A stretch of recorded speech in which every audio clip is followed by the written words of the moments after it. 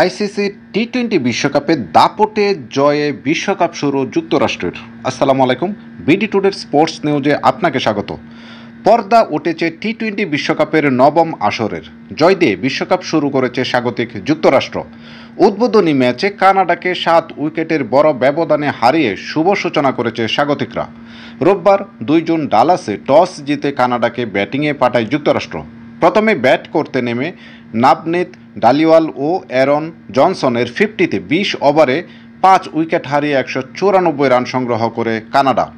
195 রানের বড় লক্ষ্য তাড়া করতে নেমে শুরুটা ভালো হয়নি যুক্তরাষ্ট্রের। স্কোরবোর্ডে রান যোগ করার আগেই সাজঘরে ফিরে যান ওপেনার স্টিভেন টেইলর।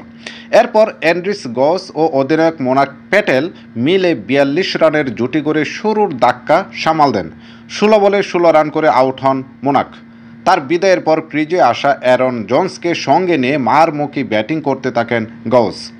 আগ্রাসী ব্যাটিংয়ে 50 তুলে নেন এই দুই ব্যাটার। 131 রানের জুটি গড়েন তারা। দলীয় 173 রানে 46 বলে 65 রান করে সাজঘরে ফিরে যান গস। তবে অ্যারন জোন্সের হার না মানা 40 বলে 94 রানের জড়ো ইনিংসে বর করে 14 বল হাতে রেখেই 7 উইকেটের বিশাল জয় পায় যুক্তরাষ্ট্র। ধন্যবাদ সবাইকে।